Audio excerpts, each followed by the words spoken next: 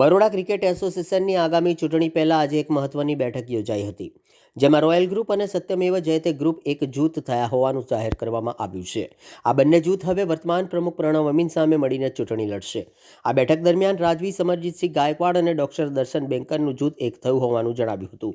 બીસીએના અનેક પૂર્વ હોદ્દેદારો અને સભ્યો પણ આ નવા ગઠબંધનમાં જોડાયા હોવાનું જાણવા મળ્યું છે. આગામી ચૂંટણી 15 ફેબ્રુઆરીના રોજ યોજાવાની છે. વડોદરાના મહારાજા સમરજીતસિંહ ગાયકવાડે જણાવ્યું હતું કે ક્રિકેટના હિતમાં અમે એકજૂટ થયા છીએ. મેનેજમેન્ટમાં વધુ પારદર્શકતા લાવવી છે અને બીસીએની ટીમ વધુ સારું પ્રદર્શન કરે તે માટે પ્રયાસ કરીશું. તેમણે ઉમેર્યું હતું કે જો તેઓ સત્તામાં આવશે તો બીસીએને વધુ આગળ લાવવા માટે કામ કરવામાં આવશે. આ તરફ બીસીએમાં હાલ કુલ 1800 સભ્યો હોવાનું પણ જણાવ્યું છે. અગાઉ સમરજીતસિંહ પ્રણવ અમીનના જૂથ સામે જોડાયેલા હતા, પરંતુ હવે તેઓ સત્યમેવ જયતે ગ્રુપમાં જોડાયા છે, જેના કારણે ચૂંટણીમાં ફરી પ્રણવ અમીન અને સમરજીતસિંહ ગાયકવાડ જૂથ વચ્ચે સીધી ટક્કર થવાની શક્યતા છે.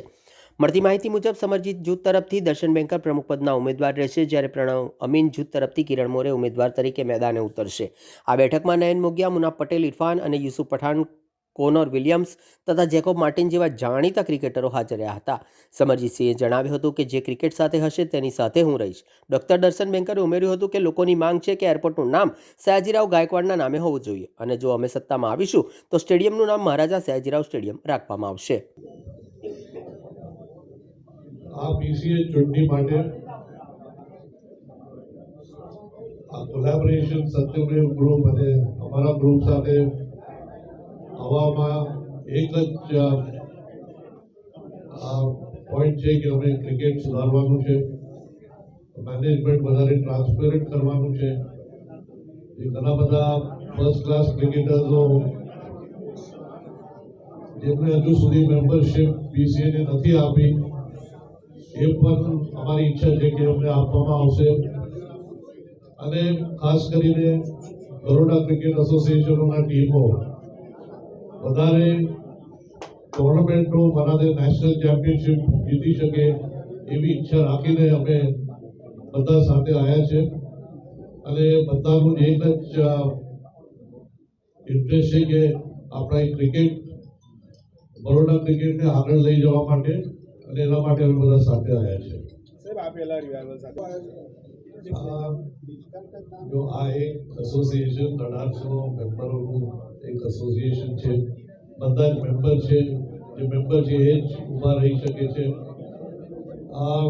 અમે પ્રયત્ન કર્યો કે આગળ જતા જે કંઈ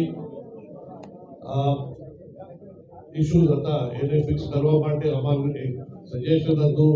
અમારા માટે અમારી ઈચ્છા હતી કે જે કોઈ જવાબદારી ખાસ કરીને હોદ્દેદારોમાં જે કોઈ વ્યક્તિઓ ઉભા રહેશે, એક્સપિરિયન્સ અને જે ક્રિકેટની માહિતી છે એવા લોકો હોવા જોઈએ.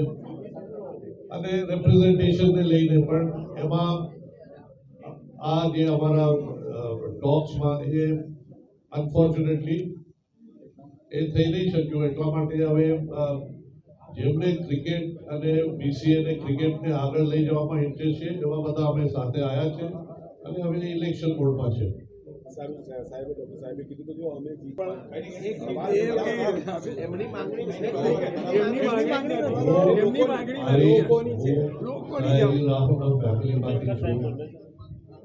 સયાજીરાવ જે કર્યું છે બધું છે. આ હોટેલ પર સયાજીરાવ આવે છે.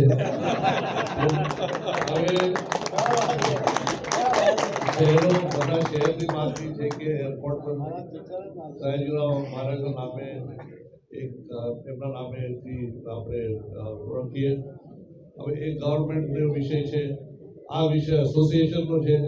એસોસિએશનના મેમ્બરો બધા એમનો ઇન્ટરેસ્ટ હોય કે સયાજીરાવ નામ પર આ નામ આપીએ સ્ટેડિયમને, તો પછી આ એક એસોસિએશનના મેમ્બરનો વિષય છે. અને અમે ખુશ છે કે આવું કંઈ થઈ જાય તો.